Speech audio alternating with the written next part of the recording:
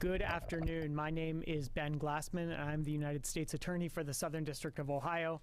I'm joined at the podium by Mauricio Jimenez, the Assistant Special Agent in charge of DEA Columbus, Lieutenant Colonel Kevin Tieford, and Major Gary Allen with the Ohio State Highway Patrol. We are here to announce the extradition from Panama of Francisco Golon Valenzuela, a Guatemalan national also known as El Toro. He arrived here in Columbus late yesterday evening, and later this afternoon will be making his initial appearance here in federal court to answer on an indictment charging him with conspiracy to import huge quantities of cocaine into the United States.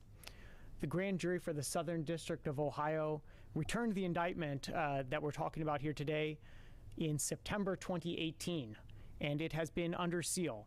The portion of the indictment relating to Mr. Golon Valenzuela has been unsealed today.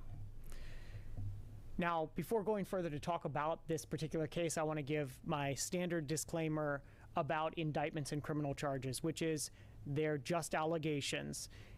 Anything that I say about Mr. Golon Valenzuela is just an allegation. He is innocent until he has been found guilty beyond a reasonable doubt in court by admissible evidence. And so please keep that in mind as I describe the nature of the charges. According to the indictment, it alleges that Mr. Golon Valenzuela and his co-conspirators coordinated the shipments of thousands of kilograms of cocaine from Colombia by land and by sea through Central America and Mexico for eventual distribution in the United States. As alleged, this was an enormous and sophisticated operation. Co-conspirators invested to share the risks of shipment. They employed local coordinators for logistics, as well as drivers and, for lack of a better word, sailors to transport the drugs. They recruited those sailors, according to the indictment, from fishermen and commercial maritime laborers. They paid taxes and fees for other drug trafficking organizations throughout South and Central America, and they monitored law enforcement and took action to evade detection. They even required proof of loss when shipments did not arrive as scheduled. And if any part of that sounds familiar, that may be because in 2017 I stood right here to announce our prosecution of 4 pirates caught on the high seas. What I could not say at that time was that those pirates were couriers for this organization, and the Southern District of Ohio was prosecuting those 4 pirates caught on the high seas because, working together with DEA Columbus, this was our investigation. And why is the Southern District of Ohio pursuing investigations like this? Because somebody has to. Here in the Southern District of Ohio, we seek to attack sources of the supply of illegal narcotics at all levels, by prescription pad, to street sale, to regional distribution networks, to darknet sales, to Mexican cartels, all the way to, as in this case, the people who supply those cartels. No one involved in sending illicit drugs into Ohio is safe from the reach of federal authorities.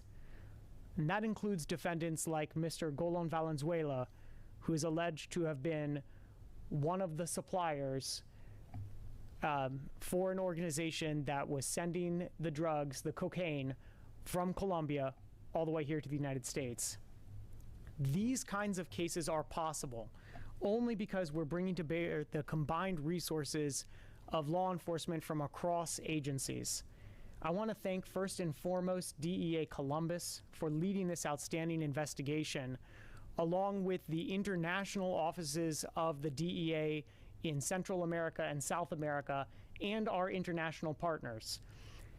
Here in Ohio, I need to thank the Ohio State Highway Patrol, and I also want to thank the Office of International Affairs, which is part of the Criminal Division in the Department of Justice and is assisting in terms of the extradition of individual defendants who are apprehended in other countries. Lastly, of course, I want to commend Assistant United States Attorneys David DeVillers and Jonathan Gray, who have been leading this investigation over the course of years and who are now going to lead the prosecution of Mr. Golon Valenzuela and hopefully his co-conspirators once we're able to bring them to Columbus as well. I'm now going to yield the podium to Assistant Special Agent in Charge Jimenez, and then after he speaks, I will return to attempt to answer any questions that you might have. Good afternoon. Again, my name is Mauricio Jimenez. I'm the Assistant Special Agent in Charge of the DEA for the Columbus District Office, which is responsible for all of Southern Ohio. To reiterate some of the stuff that Attorney General Glassman had just said, this is an ongoing, multi-year joint investigation with the Ohio State Highway Patrol that has identified several individuals that have sent thousands of kilograms of cocaine into the United States. Cocaine that has made its way into our communities in Southern Ohio. Francisco Colon Venezuela is alleged to have been part of an organization that has trafficked massive amounts of cocaine from South America into the United States by sea and air. The DEA, partnering with our foreign offices in Colombia, Panama, Guatemala, and other Central and South American countries, in addition to their international partners, with other domestic agencies here in the United States, including our Special Operations Division, which sits in Chantilly, Virginia. We have the ability to target transnational criminal organizations responsible for the production, distribution, and trafficking of narcotics worldwide. Our mission is to disrupt and dismantle those organizations down to the local level in an attempt to stem the tide of dangerous drugs coming into Ohio. Our message is quite simple. If you distribute drugs and destroy communities in Ohio, we will find you and bring you before justice.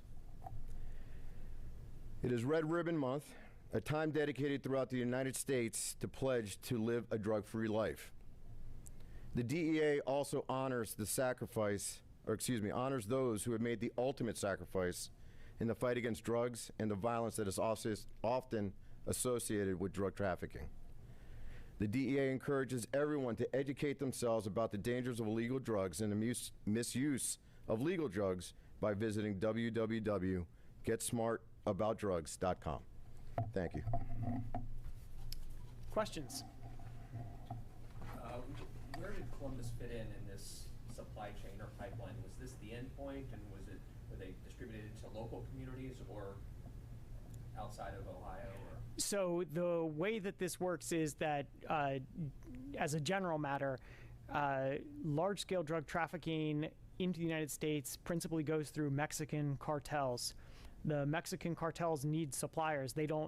There's no cocaine grown in Mexico. It's grown in Colombia. So the allegation is that this organization, of which Mr. Golon Valenzuela was a co-conspirator, was the supply type organization. It then goes ultimately to the cartels in Mexico, which then distribute throughout the United States. Now, as it turns out, some of that is distributed here in Ohio, including in the Southern District of Ohio, but it also goes throughout the United States. We are talking about absolutely enormous quantities of cocaine. And the connection to the 2017 four, they're all part of the same operation? Right. So in essence, those four were couriers, boat couriers for this organization. Is there the potential that others will be charged in this?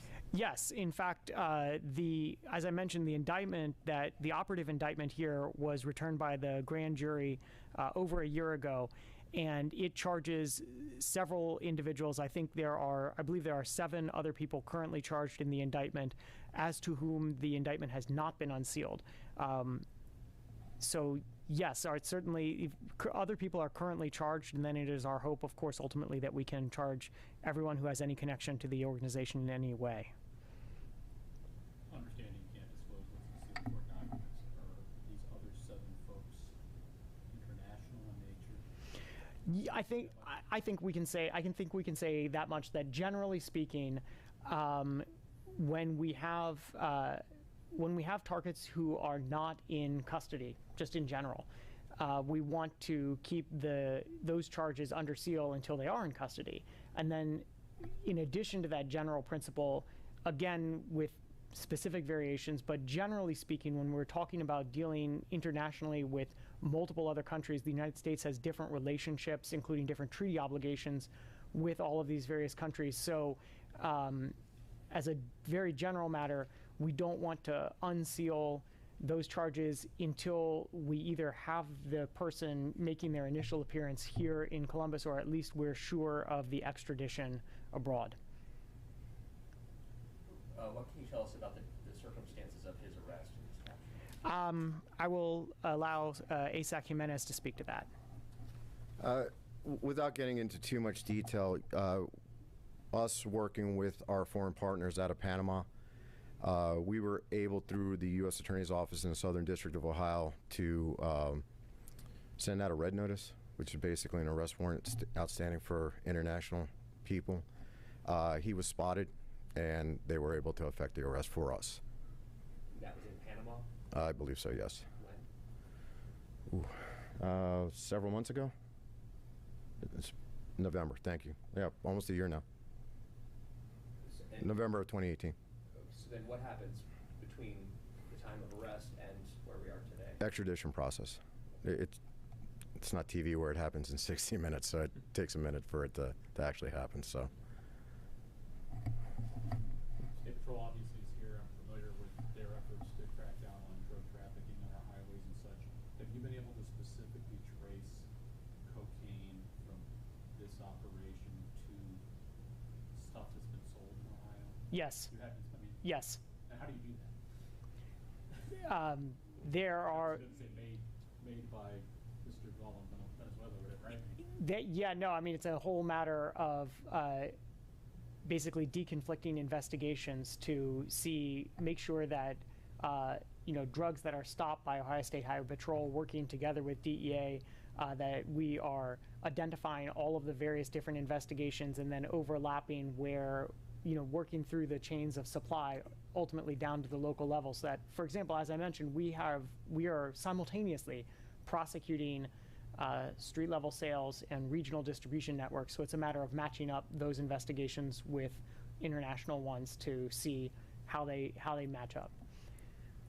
Are there specific counties or communities that these drugs have ended up in, or is it kind of just all over? I can't speak to that level of detail. I can tell you that this cocaine is distributed all across the United States. So the idea here is, in part, that we're attempting to stop the source of supply before it ever reaches the United States, period, because we do know that once it does reach the United States, it will reach invariably the Southern District of Ohio. We know that some of this cocaine has, and in fact, I guess I can say generally, as you probably know, the incidence of cocaine in the Southern District of Ohio and across Ohio is an emerging threat.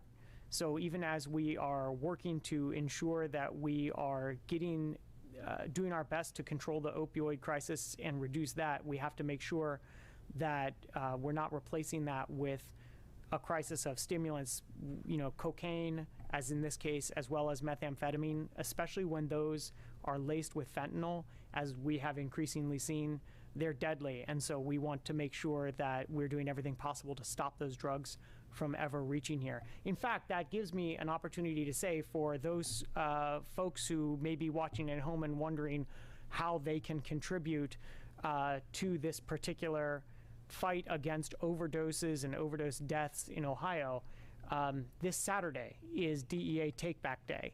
And so I would urge everyone to Google DEA Take Back Day, or just go to dea.gov, and you can find where are the places to safely dispose of drugs that you may have at home. And we've spoken for years about prescription opioids, but it goes for all controlled substances, right? So even if you at home have got prescription stimulants that you don't need, or perhaps they weren't a prescription for you and you're not exactly sure how you came into possession of them, please take the opportunity to take those drugs, find where you can dispose of them, and get them out of your house.